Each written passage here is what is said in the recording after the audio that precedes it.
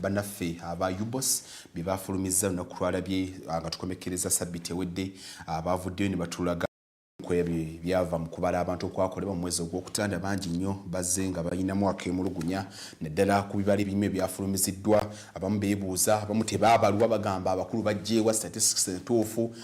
Busy. I know. With the preparation to launch the census, the main report, so that they kept me somehow away. First of all, maybe driving you back, how was the post-enumeration survey? The post-enumeration survey was well done. We covered all the districts and cities in the country, and of course the findings were analyzed, and whatever you see in the main report includes what we found during the post-enumeration survey. Okay.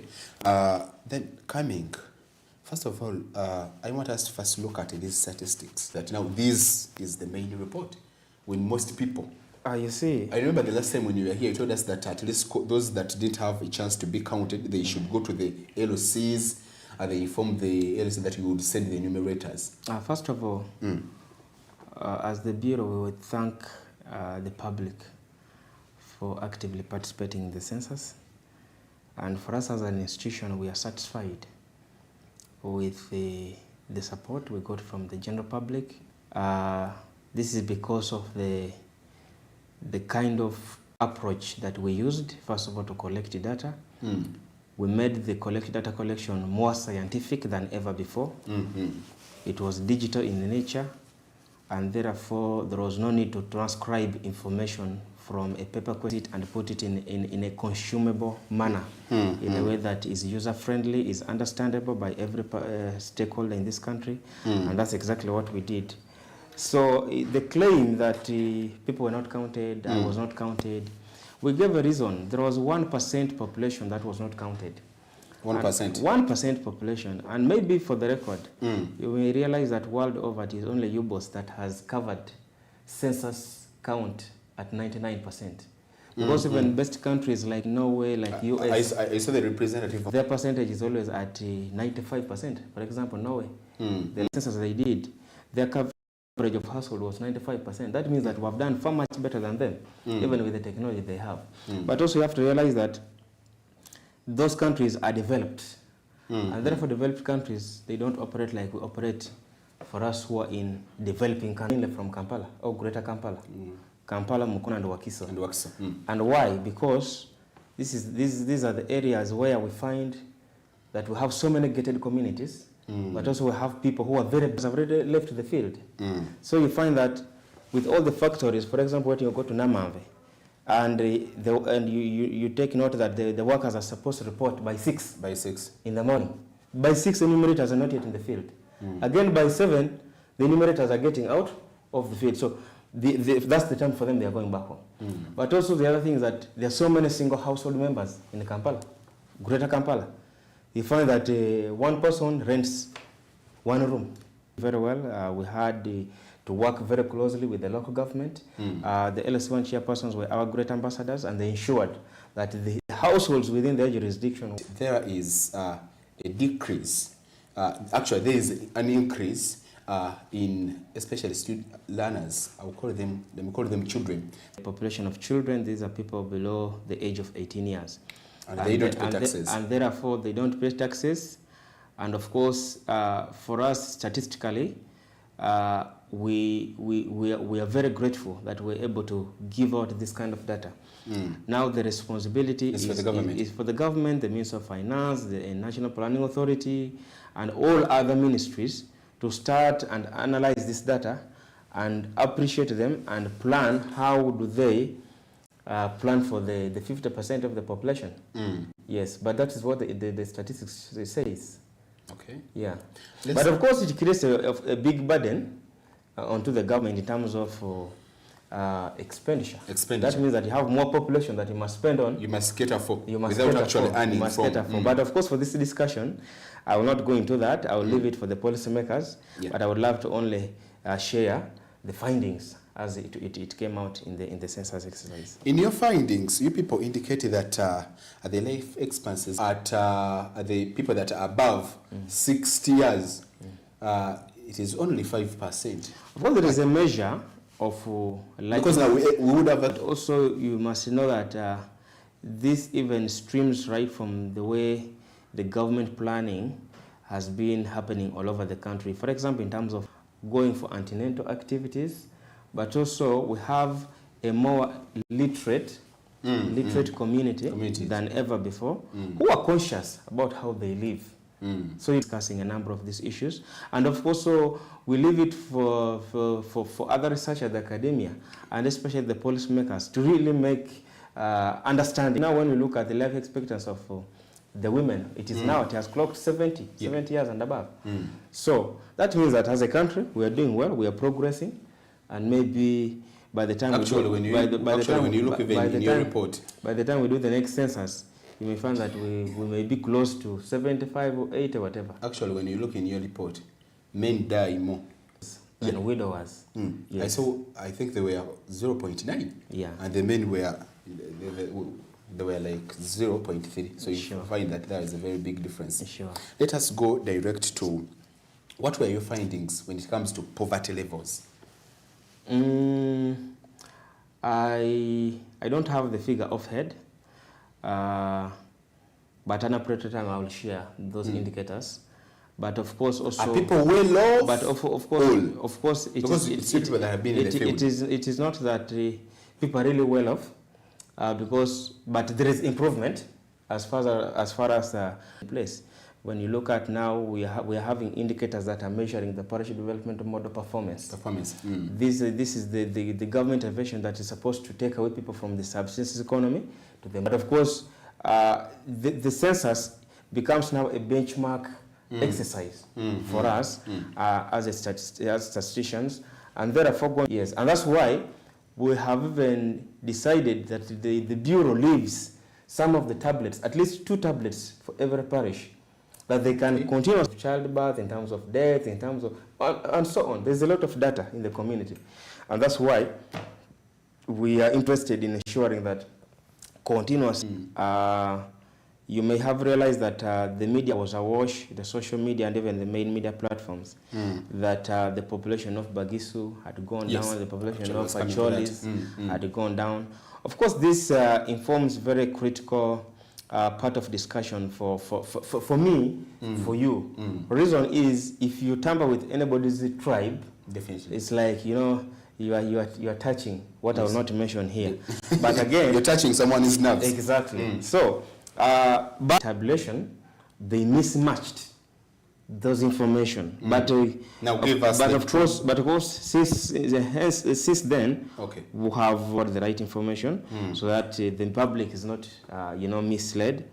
But the true population of for example, the Bachiga.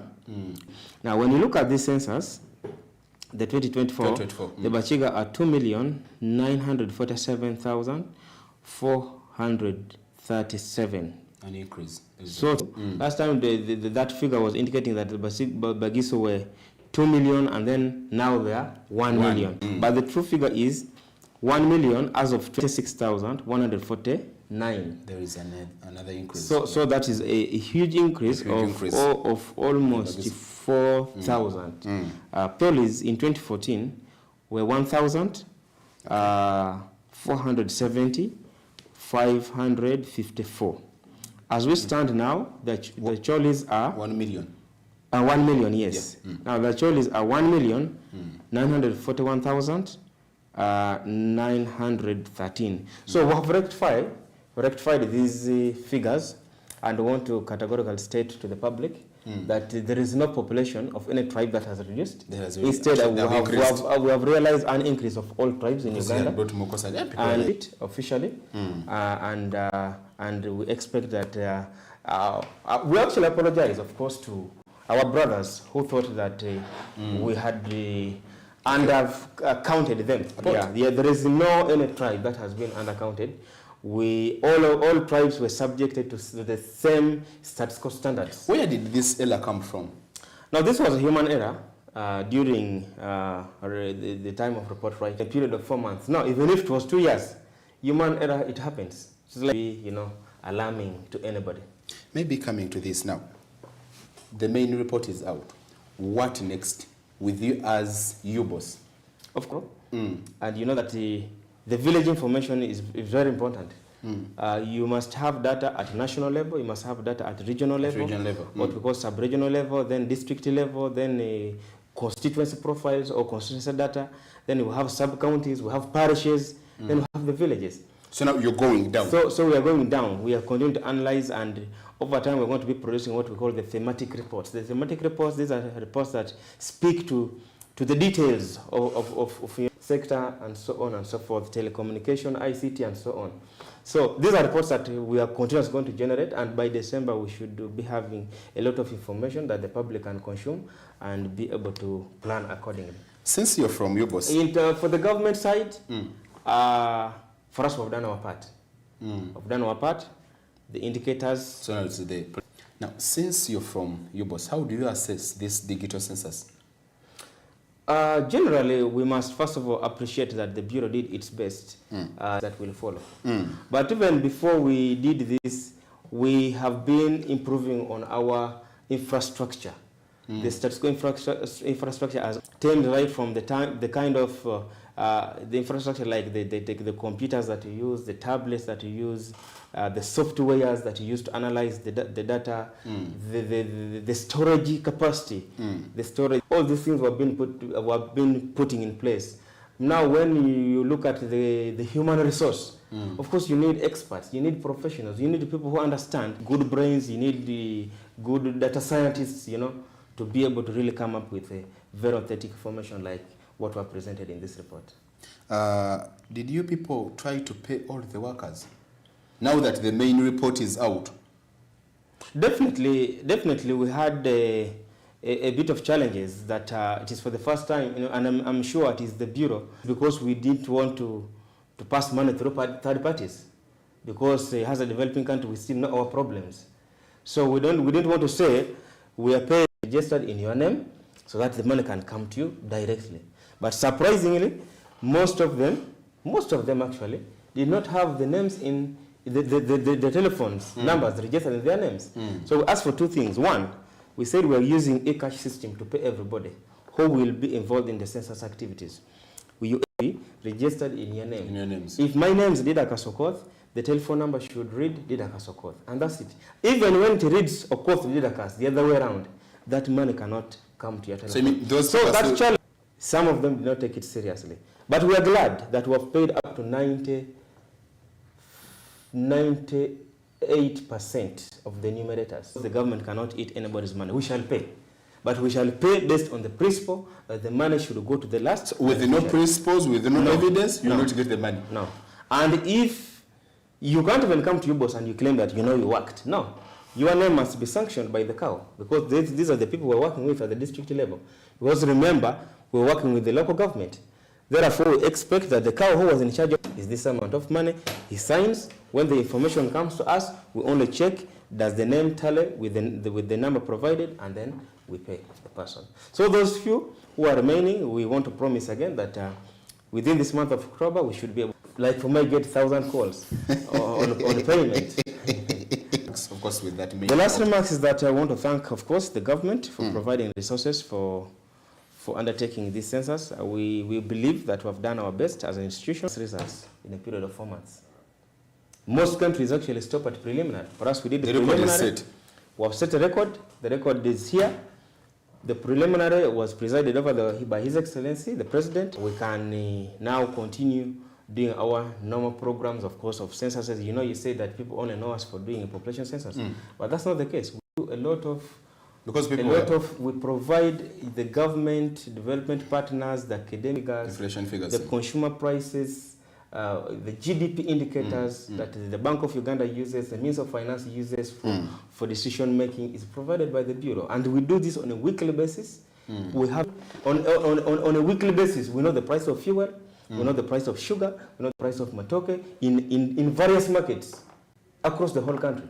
So, and we have done this faithfully and professionally for the last so many years the Bureau has existed, that on every last working day of the month, we produce the consumer price indices that is regularly needed by the Minister of Finance. The other product, We check the economic activities of the population. We're able to tell that this person is doing agriculture, but is in animal husbandry. The growth of the population economically, that we are raising from, they used to say third world to second. We have statistics on education, we have on health. You remember we just did recently the Uganda Demographic and Health Survey, that you're able to lose their lives during giving birth. So these are very critical indicators for the health ministry. And without those figures, the ministry cannot plan. Because they don't know what's... And so many. So you're not going to sit? So we are not sitting. The bureau is on. We are working every day. And we are ready to always continuously update the country with a timely... You saw people were now worried. We are like, the numbers are dropping down. Omulungi ali ku program Uganda Tukole, leo tubaddeko mu luzungu naye ensonga ze tubadde tukolako olunaku luno lwali tubadde tutunuulidde alipoota eyafulumizibwa bannaffe, alipoota ekakaza ddala ebyava mu kubala abantu kwakolebwa omwezi ogwokutaano. Omukulu omuwulidde Mr. Dida Kasokota avuddeyo n'atangaza nti yes, mabegakaawo yes kyali si bwe kiri, nti waliwo some technicals ne basobodde okuba nga bategeeza naddala abakiga.